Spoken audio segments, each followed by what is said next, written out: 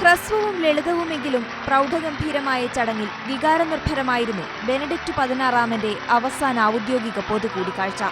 Saint Peter's ചത്വരത്തിൽ കഠിന ശൈത്യത്തെയും അവഗണിച്ചെത്തിയ 3.5 ലക്ഷം വിശ്വാസികളെ papal വാഹനത്തിൽ കടന്നുവന്ന് മാർപ്പാപ്പ ആശീർവദിച്ചു.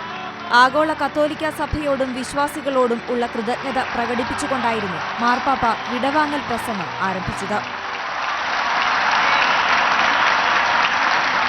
In nomine Patris et Filii et Spiritus Sancti. സന്തോഷത്തോടൊപ്പം പലപ്പോഴും തനിക്ക് വിഷമസന്ധികളും നേരിട്ടു. കൊടുങ്കാറ്റും കടൽക്ഷോഭവും അതിജീവിച്ചു. എന്നാൽ ദൈവികമായി തുടരുന്നതിൽ ഇടർച്ചയുണ്ടായില്ല. ശാരീരിക മാനസിക അവശതകളിൽ പലപ്പോഴും താൻ അശക്തനായെന്നും മാർപ്പാപ്പ പറഞ്ഞു. I commend all of you with great affection to his loving care, asking him to strengthen you in the hope which opens our hearts to the fullness of life, that he alone can give. To you and families, I impart my blessing. Thank you. അവസാന കൂടിക്കാഴ്ചയ്ക്ക് ശേഷം Benedict 16 വേനൽക്കാല വസതിയായ castle ഗോണ്ടോൾഫോയിലേക്ക് യാത്രയായി. നാളെ Vatican സമയം രാത്രി 8-ന് കർദിനാൾമാർ മാത്രം പങ്കെടുക്കുന്ന ചെറിയൊരു യാത്രയയപ്പ് ചടങ്ങിൽ പാപ്പ പങ്കെടുക്കും.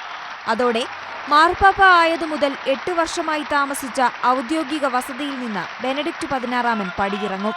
പിന്നീട് എമിരിറ്റസ് പോപ്പ് എന്നാണ് ബെനഡിക്ട് 16 അറിയപ്പെടുക.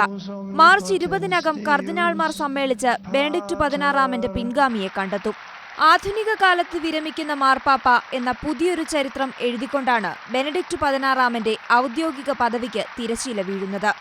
1294 വിരമിച്ച പീറ്റർ സെലസ്റ്റിനാണ് സ്വയം സ്ഥാനമൊഴിഞ്ഞ ആദ്യ മാർപ്പാപ്പ. International desk, India vision.